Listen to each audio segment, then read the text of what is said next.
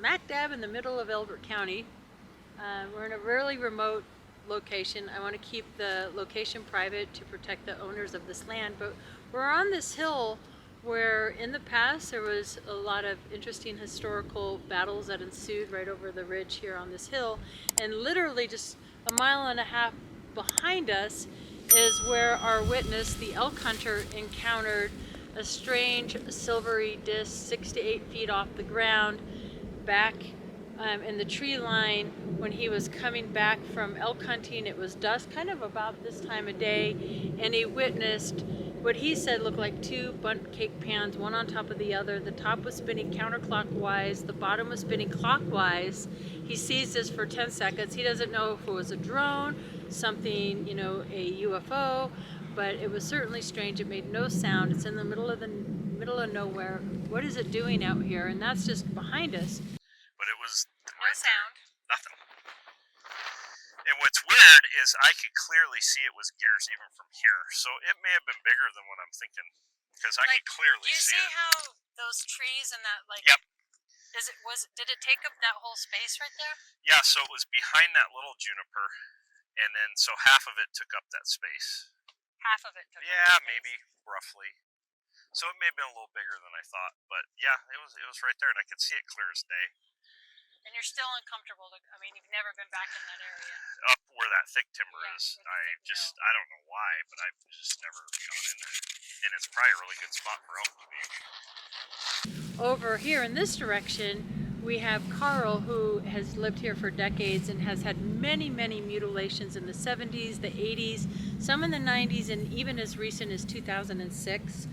He's the one too. Tomorrow night will be in Woodland Park, where he has, on the 4th of July, 3 consecutive 4th of Julys in a row, has had mutilations on this property near Woodland Park, where we'll be going tomorrow. This direction was a recent mutilation of our elk hunters. His neighbors had a recent mutilation in the middle of the day. A $5,000 prize bull was checked on in the morning. She went in the afternoon. That cow was mutilated, blood drained, cauterized, incisions, on, and that's off to this direction. And then smack dab in front of us here is the Rocky Mountain Ranch. And so we have a great vantage point from up here, so we could see all directions of all these spots of this anomalous activity. So we're hoping we're going to see something tonight in the skies. We've opted to keep cameras and phones off and just kind of connect with the land, connect with the place. There's actually a herd of cattle right over here, just right down the hill, just not too far from us. Something that we always have to be careful about out here are the big cats. Our witness was telling us they have 250 pound mountain lions out here. We're just seen on the driveway not too long ago, so we are going to play some music behind us because big cats want to stay away from noise. So we will be putting on some music while we do the Skywatch here. And we opted for this location because it's a little less treed and we could see the sky better. Over on that ridge there, where the mountain lions like to hang out, you know, we're going to kind of just stay away from there. But we also have bear out here. Bears typically will stay away from you unless they're protecting their cubs out here in Colorado. But we always have to be careful of the wildlife around us. So, yep, we're going to put on some music and keep these big cats away from us. What? And that was the last video ever seen from those 3 people. And so we're going to see what we see tonight, and I'll report back to you all on what we may or may not encounter.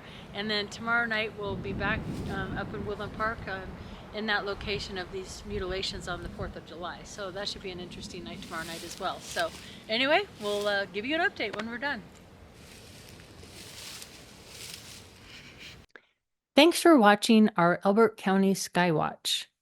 In conclusion, it was a pretty uneventful night.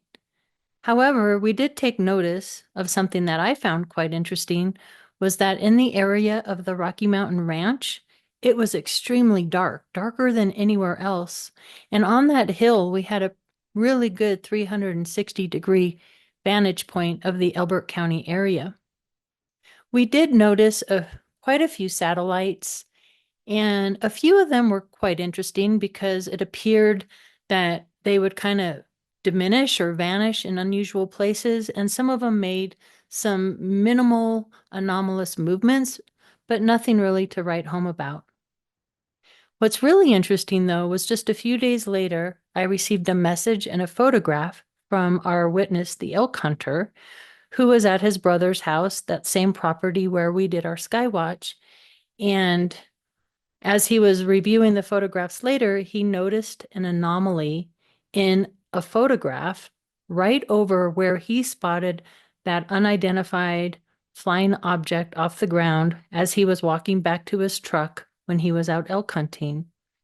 And so it's a really unusual anomaly, and it's just so strange that it was right over that same location where he had that encounter with that UFO.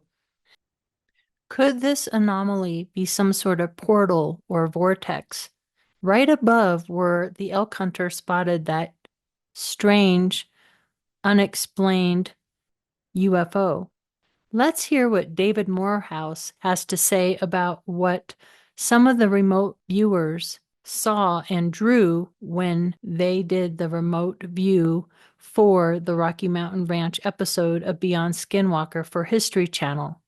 It was, in fact, the biggest remote viewing session ever conducted in the country. And he is speaking to Sean Patrick Hazlitt on Through a Glass Darkly.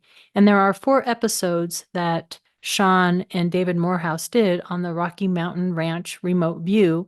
So if you just Google Through a Glass Darkly, Sean Patrick Hazlitt, David Morehouse, Rocky Mountain Ranch, you can watch the almost 6 hours of what they found over the Rocky Mountain Ranch. And I highly recommend checking out Sean Hazlitt's Through a Glass Darkly. It's an excellent podcast.